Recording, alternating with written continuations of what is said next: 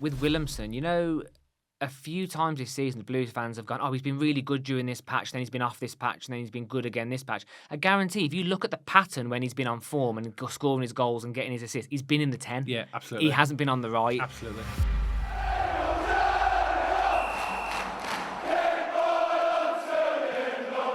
So welcome back to BCFC Royal Blue. And on Saturday afternoon, Birmingham City drew 0-0 away at Reading. And as far as games goes, that was a pretty forgettable one. Not the greatest game of football. But I think both teams struggled with the pitch. There was a lack of quality in terms of passing, first touches, and a few tired legs out there as well. But ultimately, from a Blues perspective, we come away with a point. That's 16 games undefeated in the league. And Reading have the third best home record, so that cannot be sniffed at. So, Dad, welcome back. I'm glad to see you back healthy. What do you think about the game? Yeah, thanks for welcoming me back, and thanks to all the Blues fans who sent me messages. Thank you. I had a rough week last week, really not feeling well at all, and I couldn't get to the studio to record. And thank you so much for all the support that everybody's given me. And as you can see, I'm back and happy to be here, and looking forward to talking about this game. Well, first thing to mention about the game, it was a good point. Okay, it was a good point away, as you mentioned, against a team with a good home record, but it was like playing on a vegetable plot. You can't deny that pitch. It's probably the one we discussed this. We actually managed to get to Reading, and before the game even kicked off, when the players were warmed up, me and you were commenting at how bad that pitch was. When it obviously got progressively worse as the game went on, but it wasn't conducive to good football. I mean, it bobbled around everywhere. Obviously, we can talk about the injuries that we've got as well, and I'm sure a result of that pitch. And Reading as well play on that pitch every single week. And I even feel that when I heard the comments of Noel Hunt, the Reading manager, he was embarrassed by the fact that our players got injured on it. But I think he said he'd asked for more work to be done on it, etc. But because of their financial situation, it was a tough game for us in terms of we couldn't play football on that. It was. You could see both teams struggling, Dad. The quality wasn't there. Lots of loose passes, lots of clunky touches, it was bobbling all over the place. You could tell both teams were struggling to get a foothold in the game. It just wasn't, as you said, conducive to playing a good game of football, was it? It just wasn't there, and it was a really frustrating game, really. But again, just before we get into sort of, the ins and outs of the game specifically, Dad, let's put into context. Like we both just have really, a point away from home, undefeated in 16, lots of positives to take away from that. And then when we come away from the game, a few results went our way in the league as well. So actually, all in all, not a bad weekend for Blues in terms of the results, in terms of that point, Dad. Yeah. And ultimately, we keep moving on to later November. But what I am a little bit worried about, and we can come on to in a little minute, Dad, is the injury list now. We are starting to get a lot of injuries, especially up front. It's starting to look like Alfie May and Juki are going to be leading the line for us moving forward for the foreseeable. We've I think Stansfield's a few weeks away, and we need to get a few updates on a few other players, don't we? Because we haven't heard much. But injuries aren't looking good, are they? No, and I think with the turmoil of the season in terms of where we are at the moment, 2 games a week, coming off the back of the Bradford game and all the other league games we've had recently, to actually all the players, to actually play on a heavy pitch like that as well ain't going to help. And you could see some of the players look absolutely shattered. They do, didn't they? So I want to talk about that a little bit in a minute as well, actually, about how I think that Chris Davis needs to consider freshening things up, using some of the squad players. Because my argument would be, it's all right saying, yes, let's pick our best available players, because that's what on paper you think, do that. But are they the best players if they're tired? That's my question. That's not questioning their skill or ability. That's saying, are they the best players to pick if they're going to run out of steam after an hour or 70 and also, minutes? it makes them more prone to injury, doesn't it? And Dad, me and you aren't a football manager. We're not the physios. We're not in part of the backroom staff. They know a lot more about our players' fitness levels and their threat, let's say, or risk to injury. But as a fan in the stand looking at our team play, I think it's fair to question some of the decisions made. Maybe some players should have been rested earlier in the game. Maybe some players should have been rotated at the start of the game. We do have a good squad depth. And for me, when we looked at that pitch, when we looked at how many games we've played recently in the build-up, I think it was almost certain we were going to pick up a few injuries in this game. It just had the formula for it, didn't it? And for me, there's a few things. I think maybe, again, not the manager, but we should have rotated a little bit at the start. And also, I felt like the subs were made a little bit too late. If you looked at like Ethan Laird at half time, he looked like he could barely walk. He looked shattered. Cochrane looked shattered. Even Paik, who's probably our most solid sturdy player in the centre of the park. Sloppy passing, just looked really leggy. Williamson looks off the pace to me at the moment. Yeah, he does. I know that he's coming back off an injury, but again, he came on in the 7th minute after Scott Wright got injured. I think he tripped over a potato or something. He twisted his leg or his knee or something. Yeah, and it looked an innocuous injury because we was in the way end, but it was at the other end of the ground. But then Williamson came. But then what's frustrated me, and this is partly why I don't think Williamson is being in good form at the moment. He put him on the right again. Yeah, I know. And we've said in the past that Williamson is not effective. He's only effective in the number 10. It's like when we said, that Alfie May or Jay Stansfield have to be in the number 9 and you play one or the other. Mm-hmm. Williamson has to be in the number 10. If he's not in the number 10, he might not playing, but he's completely ineffective. And so put him on. I couldn't believe that. I mean, because we had options, because we had Hansen on the bench. So what he could have done, he's brought Hansen on the left and shifted Anderson onto the right.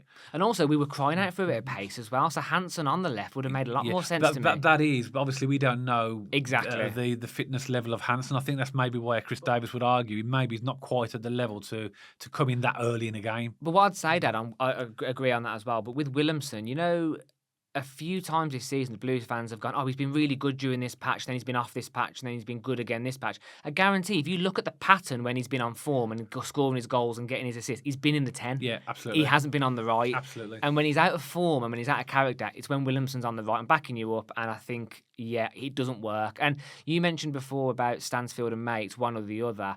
In the number 10 as well, Dowell or Williamson, it has to be one or the other. I agree. I think we had this conversation on the coach on the way home, and we've always had this conversation, haven't we, about Alfie May and Jay Stansfield playing in the same team, and clearly Chris Davis has worked that out because they'll only play one or the other now. It's usually Stansfield. It's the same now with Dowell and Williamson. I think we've got two creative number 10s. But I think if you play both of them in the pitch, clearly they're getting not getting each other's way, but they're stifling each other. Agreed. But if we are going to pick one, Dad, if they are going to be on the same pitch, Williamson in the 10, Dowell on the right, in my opinion. If they're going to be on the same pitch together, I think Dowell looks a bit more comfortable on the right than Williamson does. I think Williamson looks clunky. He can't play on the right. We can't put him in that. In my opinion, he's just a complete waste of a position if we put him there. Mm-hmm. He's good as a number 10, and that's where he's got. Like you said, when he had that purple patch early in the season where he was scoring goals and doing all these assists, it was because he was in that number 10 position. Mm-hmm. Dowell seems to be the favoured choice of Chris Davis to be in number 10. But then that's the problem now that Williamson's back. Where do you do with him? I would prefer to see either of them two on the bench. To be honest, I would prefer Dowell at the moment in the team in the number 10 position.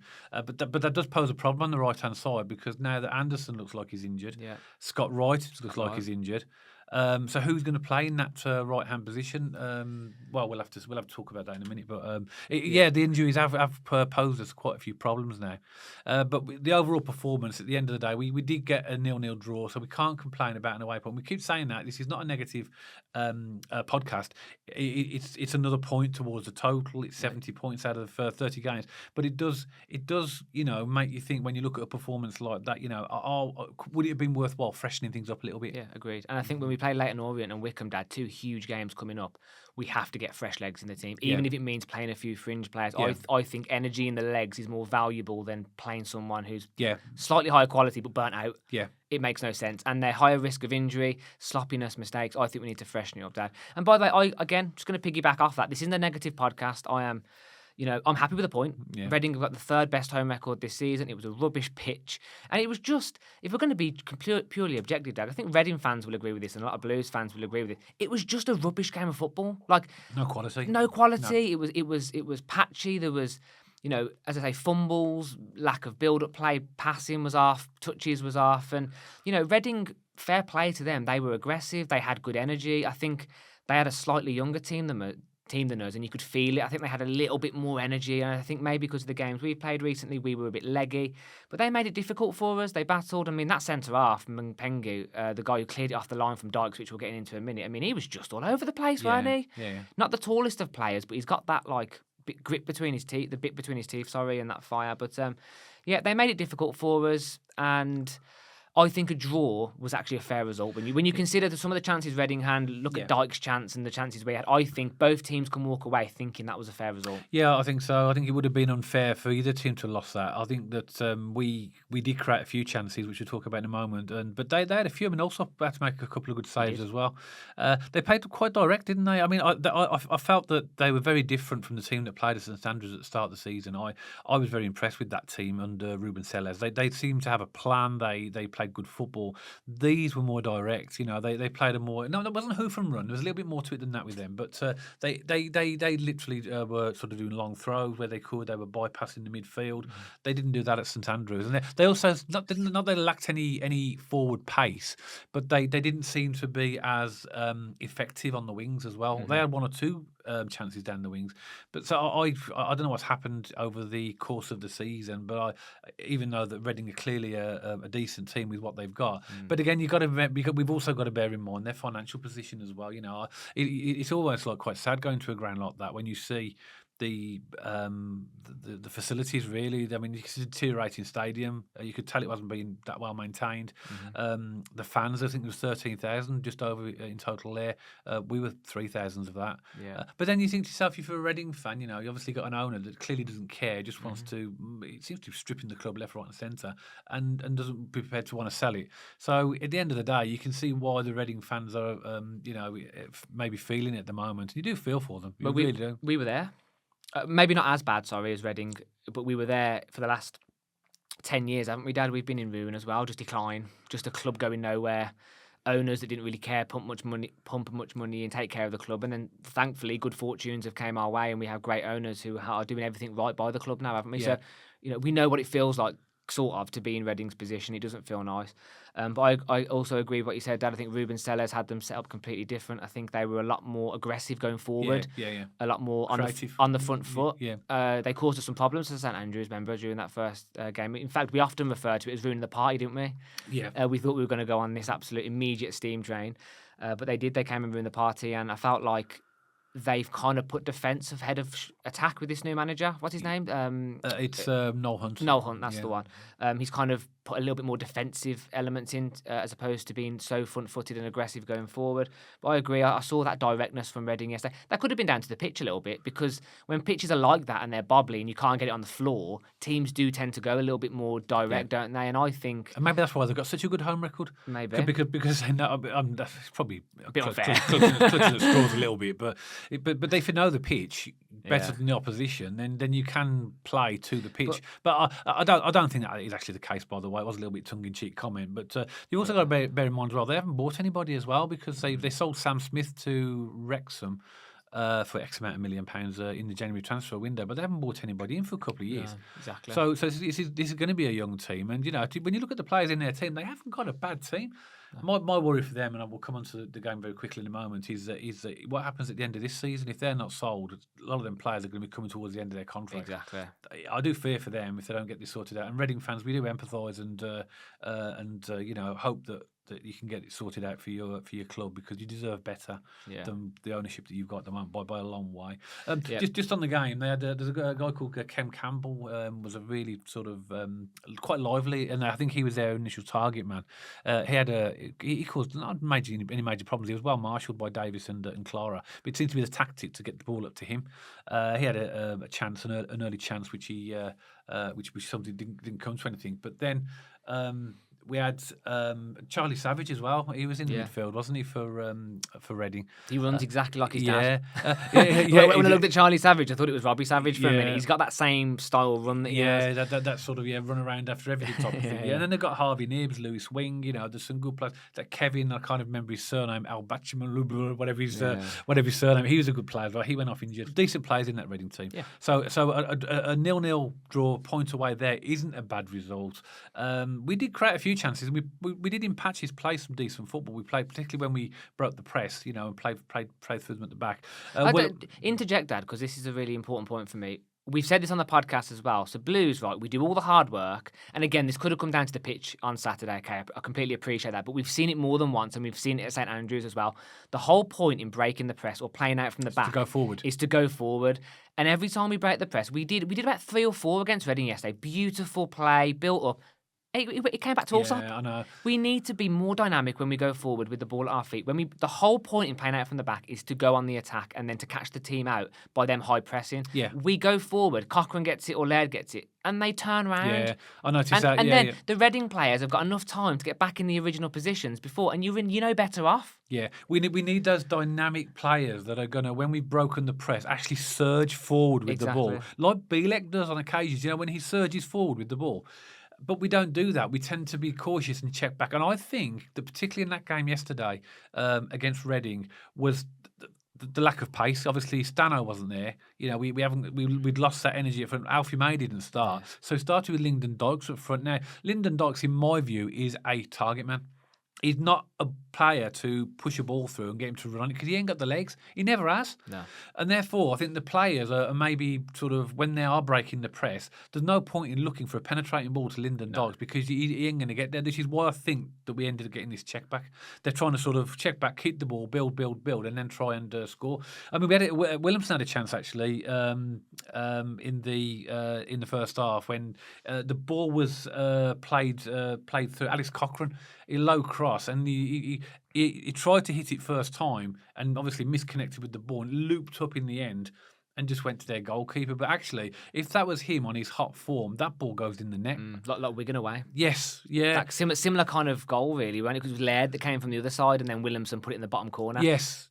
That was a chance taken by a man out of match practice, wasn't it? It was, and was it lack of confidence? Was it out of match practice? I don't know. Maybe was it the pitch? You don't know because it was bobbly. You just don't know. It's hard to know unless you're in that situation. But the first half, I don't remember any goalkeeper making any particular real save in the first half at all. Really, no. So it was a bit of a nondescript first half. Then the second half, this is when the chance came early on the second half, the Lyndon Dykes chance, which I know everybody's talking about.